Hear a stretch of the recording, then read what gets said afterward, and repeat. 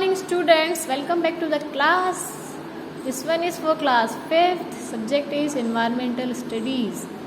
As you know, we had started our chapter 1. Chapter 1 हमने last video में start कर दिया था and we had done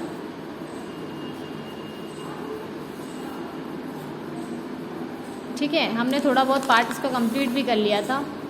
So in this video, this is part 2 of book reading and translation. Okay, ये part 2 है आपका. Part 2 में हम लोग स्टार्ट करेंगे. हम लोगों ने पढ़ा था प्रिया भावना के बारे में. भावना ने बताया था अंडरस्टैंडिंग आवर रिलेशन. ये हमारा चैप्टर था. तो भावना ने अपनी फैमिली को इंट्रोड्यूस करवाया था, अपने अंकल की फैमिली को इंट्रोड्यूस करवाया था. उसकी फैमिली, भावना की फैमिली कौन सी फैमिली थी? Bhavna's family is a nuclear family और small family, and her uncle's family is a big family और joint family. Okay, then she said कि वो अपने अंकल के घर कहाँ गए थे? समर वेकेशंस में गए थे. वेकेशंस को एंजॉय करने गए थे. वहाँ उसने अपने बहुत सारे नए नए रिलेटिव्स को देखा जिनको कि उसने पहले कभी नहीं देखा था. Then she told about her friends family. उसकी फ्रेंड की फैमिली. उसकी फ्रेंड कौन थी? भावना's फ्रेंड इज़ प्रिया. प्रिया की फैमिली के बारे में बताया था. प्रिया's बिग जॉइंट फैमिली. प्रिया की फैमिली क्या थी? बहुत बड़ी जॉइंट फैमिली थी जिसमें उसके father, mother, grandfather, grandmother, uncle, aunt and their children. तो सारे एक साथ रहते हैं. तो फिर हमने देखा था, फिर हमने लास्ट लाइन जो रीड आउट की थी, that is nowadays we see more nuclear families than joint family. आज के टाइम पे हम न्यूक्लियर फैमिली ज़्यादा देखते हैं जॉइंट फैमिली से. तो न्यूक्लियर फैमिली बनने का, न्यूक्लियर फैमिलीज फॉर्म होने का रीज़न क्या है वो हम रीड आउट करेंगे. ठीक है, तो करें start. Okay, on page number 6, the main reasons for the formation of nuclear families are. कौन कौन से मेन रीज़न हैं जिसकी वजह से न्यूक्लियर फैमिलीज ज़्यादा बन रही हैं और जॉइंट फैमिलीज कम होती जा रही हैं. स्टार्ट करें. फर्स्ट है माइग्रेशन. माइग्रेशन मतलब होता है moving to a place to another place, moving to a city to another city, state to another state. इस तरीके से होता है. मतलब हम किसी न किसी रीज़न के कारण क्या करते हैं, अपनी विलेज से सिटी में चले जाते हैं, सिटी से दूसरी सिटी में चले जाते हैं. तो उसे कहते हैं माइग्रेशन. हिंदी में कहते हैं प्रवास. एक जगह से दूसरी जगह तक रहने के लिए जाना. ठीक है, घूमने के लिए नहीं, रहने के लिए जाना. ओके, तो माइग्रेशन होता है.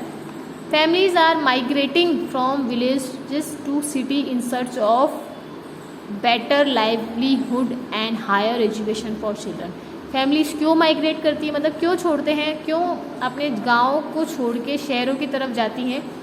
इन सर्च ऑफ बेटर लाइवलीहुड, अपनी आजीविका को बहुत अच्छे से, मतलब और अच्छे से व्यतीत करने के लिए. लाइवलीहुड मतलब आजीविका को, अपने जीवन को और अच्छे से व्यतीत करने के लिए, और अपने बच्चों की हायर एजुकेशन के लिए. क्योंकि विलेजेस में अभी भी हम देखते हैं कि still there are some villages where students can not get higher education. वहाँ पे बच्चों को हायर एजुकेशन नहीं मिलती.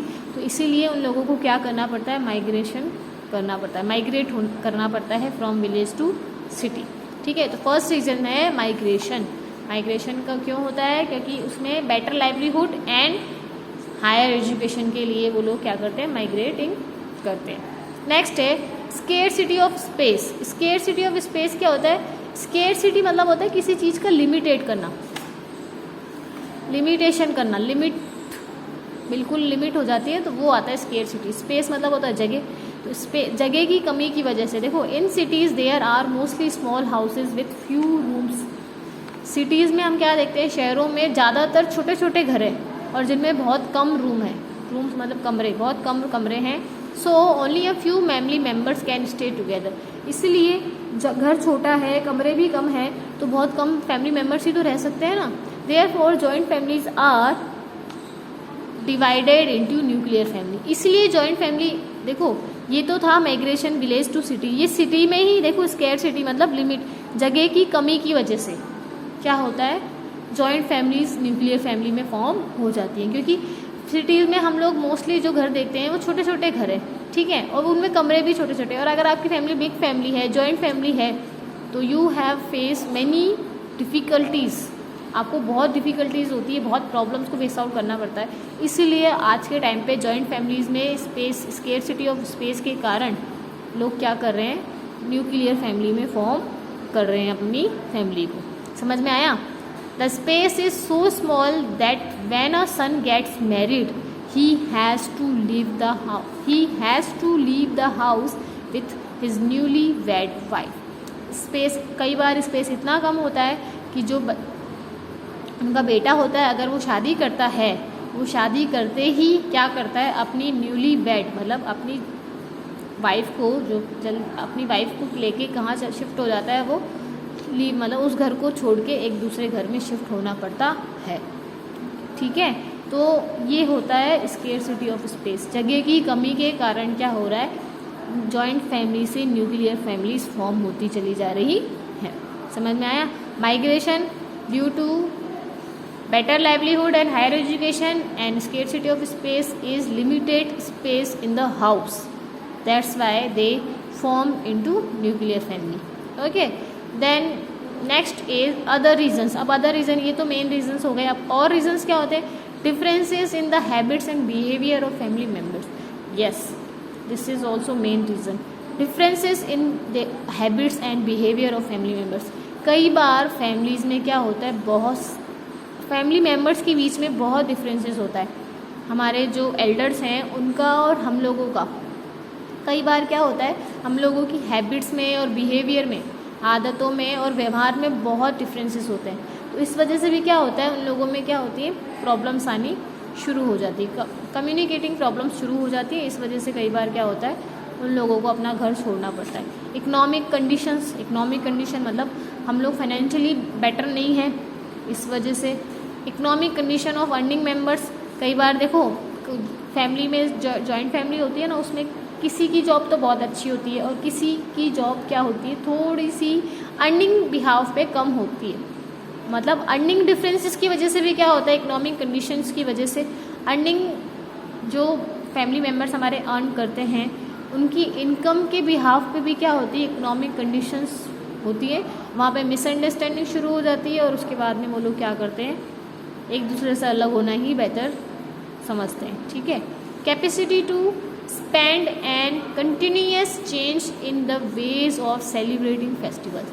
कैपेसिटी टू स्पेंड मतलब पैसा, आप देखो जिस तरीके से अर्न करेंगे उस तरीके से खर्च करेंगे, तो खर्च करने के तरीके और कंटिन्यूस लगातार जो चेंजेस आ रहे हैं हमारे किसी भी चीज़ को सेलिब्रेट करने के, फेस्टिवल सेलिब्रेट करने के भी धीरे धीरे चेंजेस आते जा रहे हैं। पहले के टाइम पे लोग अलग तरीके से सेलिब्रेट करते थे और आज के टाइम पे लोग अलग तरीके से सेलिब्रेट करते हैं। तो वो डिफरेंसेस की वजह से भी क्या होता है, मिसकम्युनिकेटिंग हो जाता है और कई बार जो मिसअंडरस्टैंडिंग और मिसकम्युनिकेटिंग होता है वो बढ़ जाता है।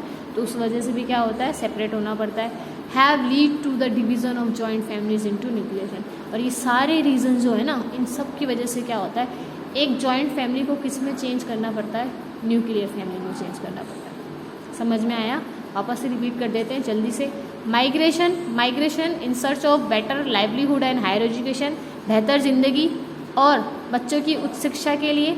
स्केर्सिटी ऑफ स्पेस मतलब लिमिटेड स्पेस, जगह की कमी की वजह से। And other reasons, difference in their habits and behavior, economic condition of earning members, capacity to spend and continuous changes in the way of celebrating festivals.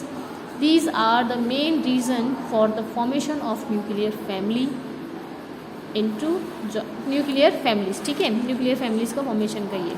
Now next on page number 7, with the passing time there has been many changes in the ways of celebrating festivals. अब जैसे जैसे समय व्यतीत होता जा रहा है, समय पास होता जा रहा है, हम देख रहे हैं कि मैंने अभी आप लोगों को बताया था, हमने पहले भी रीड किया कि फेस्टिवल्स को सेलिब्रेट करने का तरीका भी क्या हो रहा है, लोगों का बदलता जा रहा है। For examples, Diwali the festival of light was celebrated traditionally with diyas and sweets.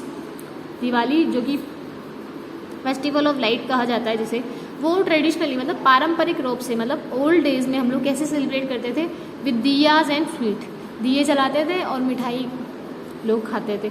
इस तरीके से ट्रेडिशनली हम लोग दिवाली को सेलिब्रेट करते थे। But now days people burst lots of harmful crackers which cause noise and air pollution and injuries due to fires. ठीक है।